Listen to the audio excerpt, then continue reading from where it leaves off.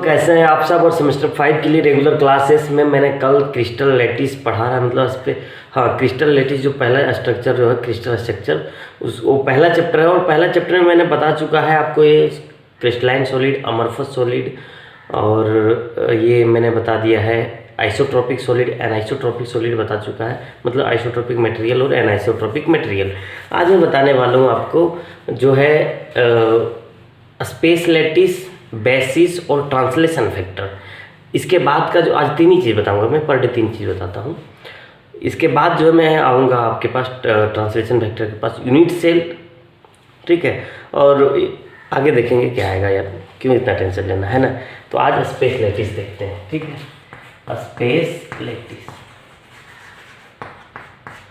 ये solid state physics हम लोग पढ़ रहे हैं, सेमेस्टर 5 के लिए पढ़ रहे हैं। किसके लिए? सेमेस्टर 5 के लिए। जोर से एक बार जो है सो बेल आइकन को दबा दीजिए, सब्सक्राइब कर दीजिए, ठीक है। और अच्छा लग रहा है वीडियो नीचे कमेंट बॉक्स में कमेंट करो, ठीक है। इसका जो नोट्स है सेमेस्टर 5 वालों समझिए ज़रा, नोट्स जो है वो मैंने व्हाट्सएप में दे दिए हैं। व्हाट्सएप में ग्रुप बनाया है, उस ग्रुप में आने के लिए आपको इस नंबर पर आना पड़ेगा, ठीक है।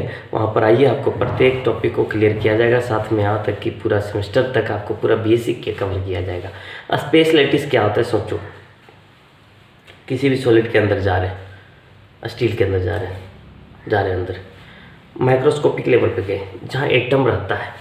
तो एक ऐसा जाल सोचिए, जैसे एटम ऐसा नहीं है कि यहाँ है, यहाँ तो माइक्रोस्कोपिक लेवल पे जहाँ पर थोड़ा डिस्टेंस होता है। तो एक जाल सोचते हैं, इस टाइप का जाल, देखिए ऐसा,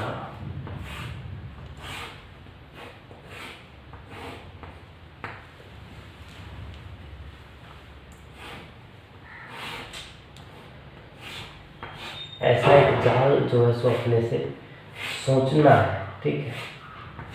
और ये जो जाल में जो कॉर्नर है, ये सारे पॉइंट्स, ये सारे पॉइंट, ठीक है। एक ऐसा जाल सोचना है, इनफाइनाइट, ये थोड़ा नहीं, तीन नहीं, ये इनफाइनाइट हो सकता है, मतलब इनफाइनाइट हो जाएगा। इस टाइप से आपको सोचना है जाल, मतलब इसका, ठीक है। इस टाइप से एकदम इनफाइनाइट जाल हो जाएगा इसका, ठीक है। हाँ ठीक, इनफाइनाइट जाल हो जाएगा। इस टाइप का एक पॉइंट का जाल सोचना है आपको, यहाँ पॉइंट, यहाँ पॉइंट, यहाँ पॉइंट, यहाँ पॉइंट नीचे में। और ये जो जाल सोचोगे आप किसमें, 3 डायमेंशन में सोचोगे। अगर 3 डायमेंशन में कोई भी एक ऐसा आपने जाल सोची, पॉइंट्स का एक सेगमेंट सोचा है, और उसमें क्या है इनफाइनाइट तक सोचा आपने, कोई ज़रूरी नहीं कि 3 ही 4, इनफाइनाइट कुछ भी बहुत ज़्यादा, ठीक है।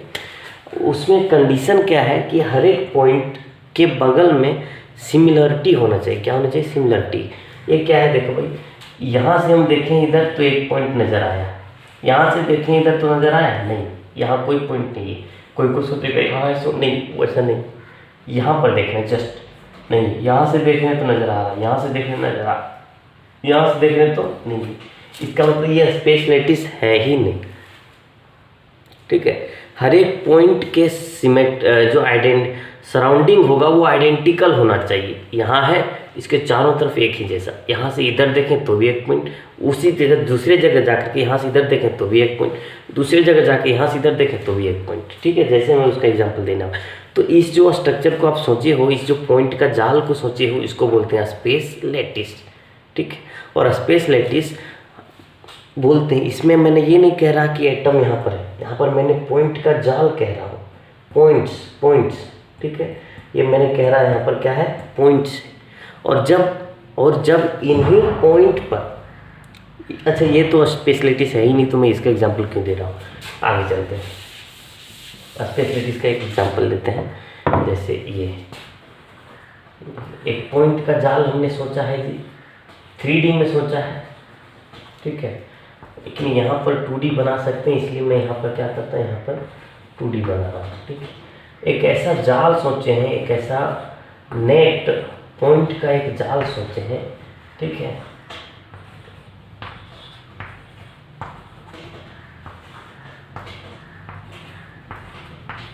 ठीक है, एक पॉइंट के चार इनफाइनाइट सोचे, कोई जरूरी नहीं इतनी बड़ा है, वो बहुत बड़ा है, पूरा बोर्ड में आ जाएगा। इनफाइनाइट बहुत दूर तक सोच लें, 3D जाल है, ठीक है। और हर एक पॉइंट के जो सराउंडिंग है वो क्या है, सिमेट्रिकल है, आइडेंटिकल है। तो वही देखते हैं इसमें सिमेट्रिकल और आइडेंटिकल है। इस पॉइंट से ऊपर की ओर देखें तो एक पॉइंट मिल गया। उसी तरह क्या इस पॉइंट के ऊपर की ओर देखने से पॉइंट मिलता है? जी हाँ मिलता है। इस पॉइंट के इधर देखने पे पॉइंट मिल गया, तो क्या इस पॉइंट के इधर देखने से पॉइंट मिलता है? जी बिल्कुल मिलता है। इस पॉइंट के इधर देखने से एक पॉइंट मिल गया, तो इस पॉइंट के क्या इधर देखने से एक पॉइंट मिलता है? जी बिल्कुल मिलता है। इसका मतलब क्या है कि ये पॉइंट आपस में क्या है? आइडेंटिकल है। ये दोनों पॉइंट का सराउंडिंग आइडेंटिकल है। इसका मतलब ये जो मैंने जाल सोचे हैं, पॉइंट्स का जाल, उसको क्या बोलेंगे हम? क्या बोलेंगे हम? उस पॉइंट्स के जाल को क्या बोलेंगे? Space lattice. क्या बोलेंगे? Space lattice. आई होप आपको ये समझ में आया होगा। और जब इन्हीं स्पेस लैटिस के जो पॉइंट्स है उस पर मैं एटम्स को रख दूँ, क्या करूँ? एटम को रख दूँ, या तो आयन को रख दूँ, या तो मॉलिक्यूल्स को रख दूँ, तो इन्हीं को मैं बोलने लगता हूँ बेसिस। क्या बोलने लगता हूँ? बेसिस। ठीक है, तो ये चीज़ें समझ में आ गई होगी कि यहाँ पर मैंने क्या कहा कि एक पॉइंट का जाल सोचना है और इन्फानाइट तक सोचना है, 3D में सोचना है, और वो पॉइंट के चारों तरफ सिमेट्रिकल होना चाहिए, आइडेंटिकल होना चाहिए। ठीक है, उसके सराउंडिंग कैसा होना चाहिए? सिमेट्रिकल होना चाहिए। ठीक है, मतलब अगर एक पॉइंट के इधर देखें और दूसरे पॉइंट के इधर देखें तो दोनों तरफ क्या होना चाहिए? एक ही चीज़ नज़र आना चाहिए। जैसे यहाँ पर देखिए, इस पॉइंट के मैं इस डायरेक्शन में देखता हूँ तो हमको एक पॉइंट नज़र आता है, इस पॉइंट के मैं इस डायरेक्शन में देखता हूँ तो एक पॉइंट नज़र आता है। उसी तरह इस पॉइंट के इस डायरेक्शन में देखूंगा तो यहाँ पर एक पॉइंट नज़र आ जा रहा है। इसका मतलब ये सराउंडिंग है, मतलब आइडेंटिकल है। इस डायरेक्शन के लिए आइडेंटिकल है। फिर इस पॉइंट से अगर मैं इस डायरेक्शन में देखूँ तो एक पॉइंट नज़र आ गया। उसी तरह इस पॉइंट से मैं इस डायरेक्शन में देखूँ तो एक पॉइंट नज़र आ गया। इसका मतलब ये भी आइडेंटिकल हो गया। इस पॉइंट से इधर देखूँ तो एक पॉइंट नज़र आ गया। इस पॉइंट से ऊपर की ओर देखूँ यहाँ पर तो ये भी एक पॉइंट नज़र आ गया। इसका मतलब ये भी क्या है? आइडेंटिकल है। समझ में आई बात?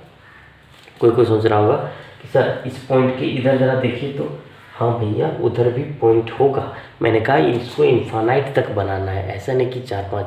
मैं एग्जांपल देने के लिए कुछ पॉइंट्स को लिया हूँ। देखो ना भाई, अगर इस टाइप से पॉइंट रहा, ठीक है, तो क्या इस पॉइंट के आगे और नहीं होगा? यहाँ एक पॉइंट होगा। क्या इस पॉइंट के ऊपर की ओर एक पॉइंट नहीं है? इस पॉइंट की इधर की ओर एक पॉइंट नहीं है? इसका मतलब हर एक पॉइंट के जो सिमेट्रिकल है, जो हर एक पॉइंट के सराउंडिंग है, हर एक पॉइंट का जो पड़ोसी है एक जैसा है। इसीलिए इसको क्या बोलेंगे? Space lattice. और इसी स्पेस लैटिस का जो पॉइंट्स है, उस पॉइंट्स पर अगर एटम को चिपका दें, आयन को चिपका दें, या मॉलिक्यूल्स को चिपका दें, तब इसको हम क्या बोलेंगे?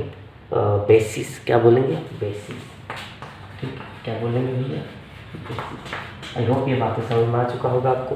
ठीक है, तो करना क्या है? करना ये है ट्रांसलेशन वेक्टर पढ़ना है। इसके बाद हम यूनिट सेल पढ़ाएंगे। ये यहाँ तक समझ में आ गया।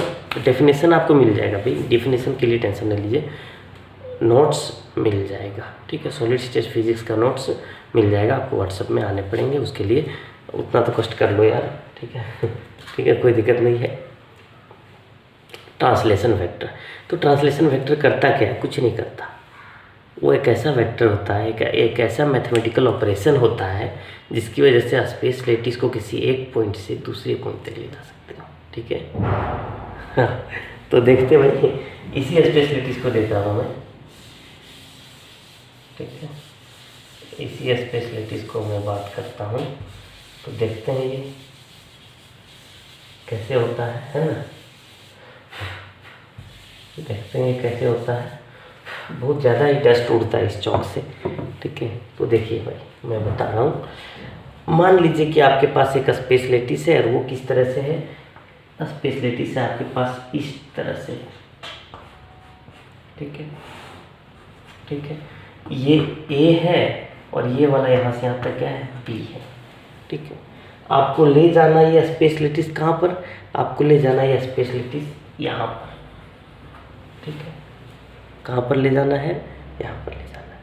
ठीक है, तो एक्चुअल में क्या होता है? जो ट्रांसलेशन वेक्टर होता है उसका फॉर्मूला होता है, ये होता है क्या? n1 ये प्लस